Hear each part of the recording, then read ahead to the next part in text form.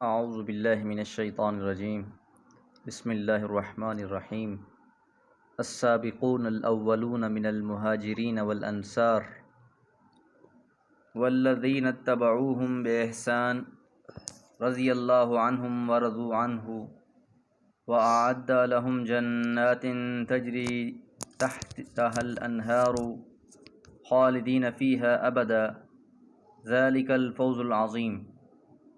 سورۃ التوبہ آیت نمبر 100۔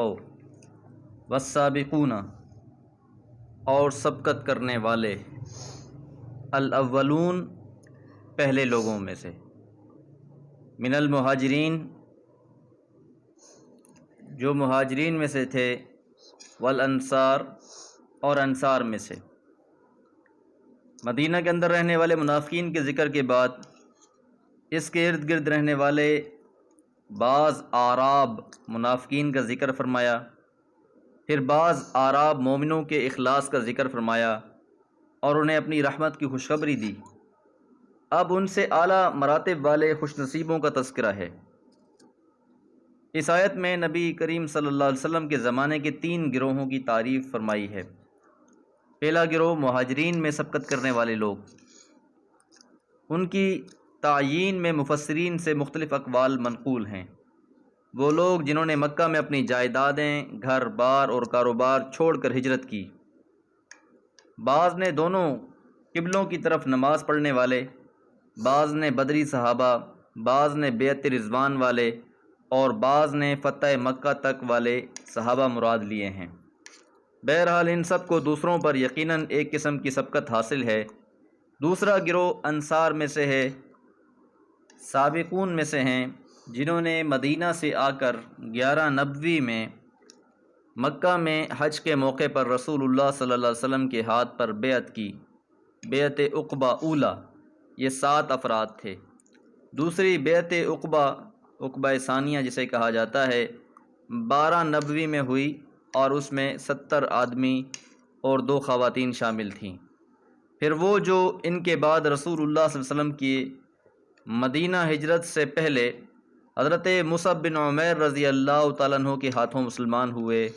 پھر وہ سب اہل مدینہ جو آپ صلی اللہ علیہ وسلم کی آمد مدینہ کے بعد مسلمان ہوئے، ان سب کو درجہ بدرجہ سبقت حاصل ہے۔ اور پھر تیسرا گروہ والذین، اور وہ لوگ اتبعوہم، جنہوں نے اتباع کی ان کی بے احسان اچھے طریقے سے۔ تو تیسرا گروہ وہ لوگ ہیں جنہوں نے سابقین مہاجرین اور انصار کے بعد ایمان لا کر ہجرت یا نصرت کا شرف حاصل کیا، جیسا کہ سورہ انفال میں مہاجرین اور انصار کا تذکرہ کرنے کے بعد فرمایا والذین آمنوا من بعد وہاجروا وجاہدوا معکم، اور جو لوگ بعد میں ایمان لائے اور ہجرت کی اور تمہارے ساتھ مل کر جہاد کیا۔ گویا صلح حدیبیہ کے بعد رسول اللہ صلی اللہ علیہ وسلم کی زندگی میں ایمان لانے والے اور اس پر استقامت اختیار کرنے والے تمام صحابہ اکرام اس تیسرے گروہ میں شامل ہیں۔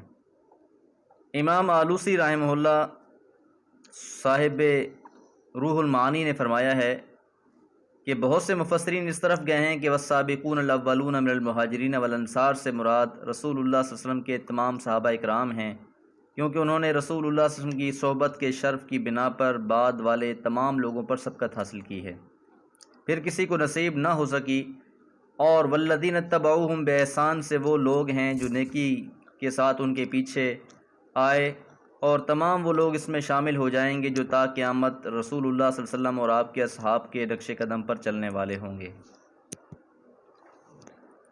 اب اللہ تعالیٰ نے ان کے بارے میں ایک بشارت ارشاد فرمائی، رضی اللہ عنہم، اللہ تعالیٰ راضی ہو گیا ان سے۔ یہ ایک بہت بڑا اعزاز ہے ان لوگوں کے لیے جو مہاجرین تھے، انصار تھے، سبقت کر جانے والے تھے یا پھر ان کے بعد ایمان لانے والے تھے۔ وَرَضُوا عَنْهُ، اور وہ راضی ہو گئے اس سے، یعنی اللہ تعالیٰ سے۔ تو وہ اللہ تعالیٰ کے رب ہونے پہ راضی، اور جن آزمائشوں سے انہیں گزارا گیا اس پر وہ ثابت اور صبر کرنے والے رہے اور اللہ کی رضا پر راضی رہے، تو اللہ تعالیٰ بھی ان سے راضی ہو گیا۔ وَأَعَدَّ، اور تیار کیا ہے، لہم، ان کے واسطے، جنات، باغات، تجری، بہتی ہوں گی، تحتہا الانہار، اس کے نیچے نہریں، خالدین فیہا، وہ ہمیشہ رہنے والے ہوں گے اس میں، ابداً، ہمیشہ ہمیشہ۔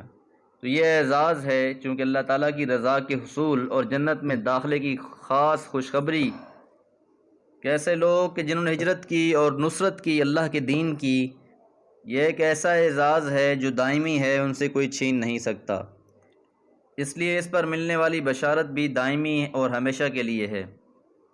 یہ طائفہ جو رسول اللہ صلی اللہ علیہ وسلم کی صحبت اختیار کر چکا، یہ انتہائی خوش نصیب اور بہت ہی مرتبے اور مقام والے لوگ تھے کہ اللہ تعالیٰ ان سے راضی ہو گیا اور وہ اللہ تعالیٰ سے راضی ہو گئے۔ اللہ تعالیٰ کو جس طرح گزشتہ اور موجودہ حالات کا مکمل علم ہے، آئندہ آنے والی ہر بات کا بھی اسی طرح علم تھا، اس لیے اللہ تعالیٰ نے ان کے لیے اعلان کر دیا کہ ان کے لیے بشارتیں ہیں اور خوش بختیاں ہیں۔ ذالک الفوز العظیم، ذالک الفوز العظیم، اور یہی بہت بڑی کامیابی ہے۔ اصل کامیابی یہی ہے کہ کسی انسان کو رضائے رب حاصل ہو جائے اور وہ رب کی رضا پر راضی ہو جائے۔ اللہ تعالیٰ سے دعا ہے اللہ تعالیٰ اپنی رضا پر راضی ہونے والا بنا دے۔ وما علیہ الا البلاغ۔